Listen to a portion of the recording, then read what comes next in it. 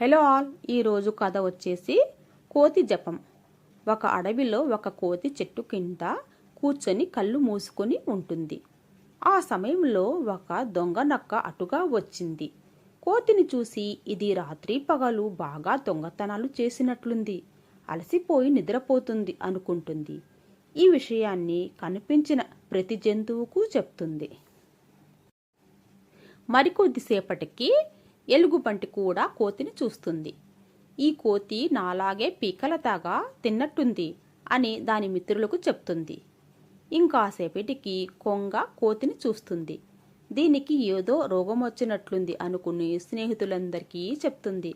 మరి కాసేపటికి అటుగా వచ్చిన కుందేలు ఈ కోతి ఆహారం లేక కళ్ళు తిరిగి స్పృహ తప్పింది అనుకుని అన్ని జంతువులకు అదే విషయం చెప్పింది. ఈ సంగతి అనుమానపు సింహం చెవిన పడింది. అదేమో తన పదవిని కాజేయాలని కోతి దీర్ఘ ఆలోచనలో ఉన్నట్టుంది అనుకుంటుంది. కొంత సమయం తర్వాత కోతిని నిద్రలేపటానికి దొంగ నక్క, ఎలుగుబంటి, కొంగ, కుందేలు, సింహం ఇలా అన్ని జంతువులు అన్ని చెట్టు కిందకు చేరాయి. అప్పుడు ఒక ముసలి గద్ద అక్కడ వాలి ఎందుకు గుంపుగా ఉన్నారు అని అడిగింది. అది చెప్పిన సమాధానాలు విని గద్ద నవ్వింది. ఇప్పుడు మీరందరూ మీ మనసులోని ఆలోచనలు చెప్పారు. కోతి ఎందుకలా ఉందో దాన్నే అడిగి తెలుసుకుందాం అంది. జంతువులన్నీ అరిచేసరికి కోతి కళ్ళు తెరిచి చూసింది.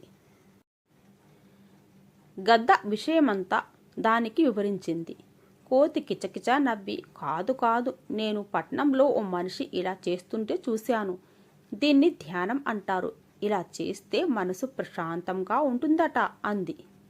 గద్ద నవ్వి, చూశారా మిత్రులారా, విషయం తెలుసుకోకుండా ఎవరికి తోచినవి వారు కోతికి ఆపాదించారు అంది గద్ద. తమ తప్పులను తెలుసుకుని అక్కడి నుండి వెళ్ళిపోయాయి జంతువులు అన్నీ. కోతి మళ్ళీ తన ధ్యానంలో తాను మునిగిపోయింది. ఈ కథ నచ్చితే వీడియోకి లైక్ అండ్ షేర్ చేయండి, సబ్స్క్రైబ్ చేసుకోండి. Thanks for watching.